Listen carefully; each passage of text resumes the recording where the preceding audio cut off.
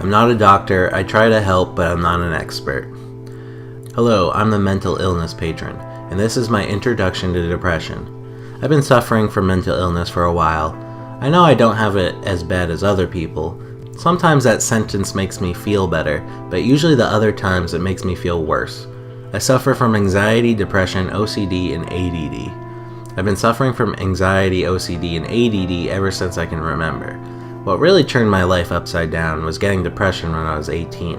I'm 25 now and suffered for 7 years now. When I was a child, I went to a therapist for a year or two. I don't think I really knew why. At the time, I think I thought it was for school since I had a hard time paying attention. I don't remember having a problem with going, and might have even liked talking about my problems. I stopped going because I felt better. From that point to when I turned 18, I didn't have that many problems with mental illness. I had some OCD, but I didn't find it crazy. I checked locked doors and had thoughts of, oh, if I don't do things this way, someone close to me will die. That last line should sound crazy, but I didn't think of it when I was young. When I was 18, I was going to community college, working part-time, and started dating my first girlfriend. Things seemed fine, and I sometimes think that first half of being 18 as the greatest time of my life. I was 3 months into dating my girlfriend at the time. We decided to have sex for the first time. It was a big moment for me. Of course, it didn't happen though because of something with the birth control we were using. I'm not going to go into it, but we had to run to the store to get condoms. She was okay without using condoms, but my anxiety in my head refused. Probably for the best, right? Sometimes anxiety works in your favor, maybe. I get the condoms and the mood was ruined. It looks like that we won't be having sex that day. I start getting sad, and I knew that I was disappointing my girlfriend. She was my first girlfriend, and I knew she's been with other people before me. Not sure if this is depression at this point, just that this kind of sadness was new to me. It felt different than any other time I was sad. I kinda get over it a little later.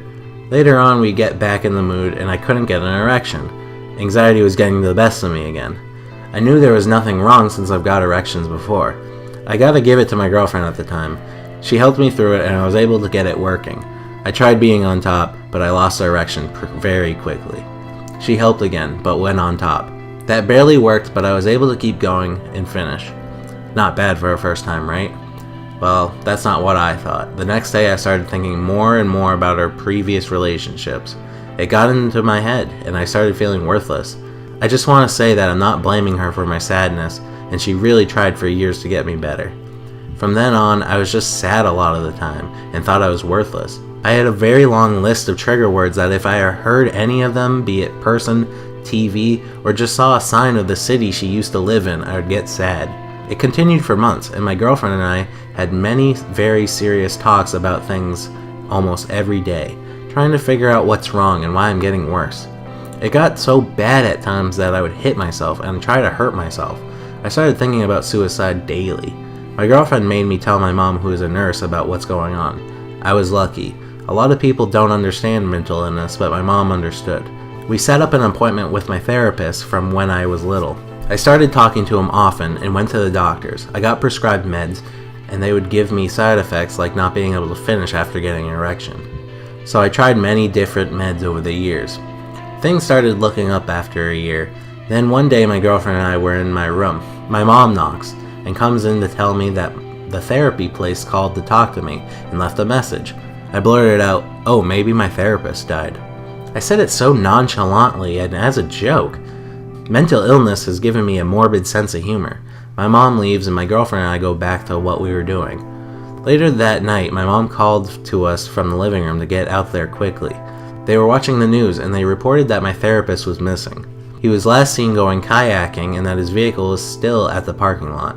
I didn't know what to think. I just went back to my room and cried. After 3 days, they called off the search and pronounced him dead. His body did wash up on the shore later on at a different time. They said that he drowned. I went through a couple of therapists and psychiatrists for a couple of years. No one and no meds were helping. I did end up graduating college with a general studies degree. I got a job working the third shift at a warehouse full time. I was still depressed. At the time I was taking a break from therapy since no one was working, but I was getting worse. My girlfriend and mom were telling me I should talk to someone. There was even a moment where my girlfriend gave me an ultimatum. I was actually past my worst depression phase and stopped hitting myself and hurting myself. We were talking about how that was the worst I was, and she said that if I ever hit myself again, she would leave me because she just wouldn't be able to go through it again. I was always battling anxiety about her leaving me, but I started really worrying after that talk. It was good though because I never hit myself again so far after that. That was over 4 years ago. So I called the therapist place and asked for a new therapist.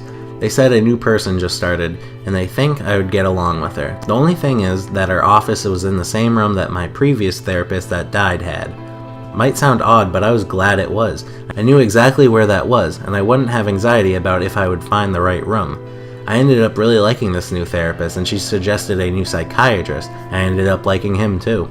After months of heavily worrying that my girlfriend will dump me, she does. After dating for 4.5 years, it was over. She helped me so much over the years, and I was empty inside. We still hung out a lot after we broke up.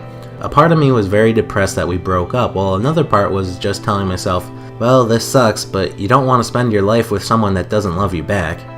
I thought maybe I could win her back, but it never happened. That was over 2 years now. We still talk once in a while, but she found a new person to love. Even has a kid now with another due any week. She messaged me recently that her daughter loved playing with a stuffed animal I got her during our relationship. I always figured she got rid of that stuffed animal, but I'm glad her daughter is finding joy in it. There were some moments before she found her new boyfriend that I was angry at her for, where I still thought I had a chance with her but knew I was competing against other people. One person in particular. He was a friend of hers from high school and a previous relationship of hers. He lived far away and had kids. He started talking to her and whatnot. I found out that she was sending him money because he was in a rough spot. She told me how much money she was giving him, and it hurt me to watch. Maybe I should have said something, but I really wanted to seem like I wasn't overjealous and keep my cool. Her and I were hanging out, and I knew he was coming back to our state that day. She left my house to go pick him up from the bus station, and that was the last time we hung out. I think we both called it quits to hanging out. I was done. I tried for months, but I was no longer willing to try.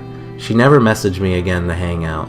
I only saw her once since then because she dropped something off months later, and she was pregnant.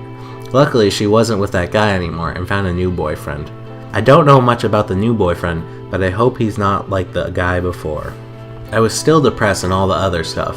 I continued going to therapy and trying different drugs to help. A year ago, I got offered a management position at work and took it. It drained me. I was on an antidepressant that made me very tired, plus working the night shift. I was also taking a med that helped me stay awake and concentrate. The pills seemed to numb me. The manager's job wore me down and my boss kept getting angry at me. I was thinking of killing myself every day, which isn't that different than most of the other days from the past 7 years, but I felt the thought was getting more real. I was getting paid well, but didn't care. My friend was going to school and mentioned he was graduating soon. His plan was to move anywhere in the US where he could find a job, and mentioned he'd have to find a roommate. That night at work, I was thinking of my normal suicide thoughts, and got sick of it.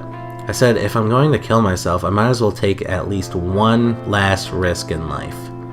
When I got home from work, I started talking to my friend and asked if I could go with him. We ended up moving to another state that's half the country away from my home state. I've been here for over 2 months now. Haven't been depressed much at all. Sometimes it'll come to me, but it's not as bad anymore. I worry about depression coming back. I haven't got a job yet because I worry I'll just get depressed again. Now this new job for my friend isn't working out. He's thinking of quitting and trying to get out of the lease we're in. He wants to move again even though we've only been here for 2 months.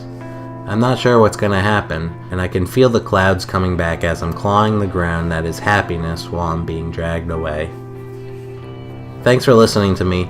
Not really sure what this channel will be. The main focus will be mental illness, but not every video will be so serious. I figured it would make sense to start out with a serious video. Subscribe if you would like. It felt therapeutic making this video. If you feel comfortable, please share your views on mental illness in the comments below.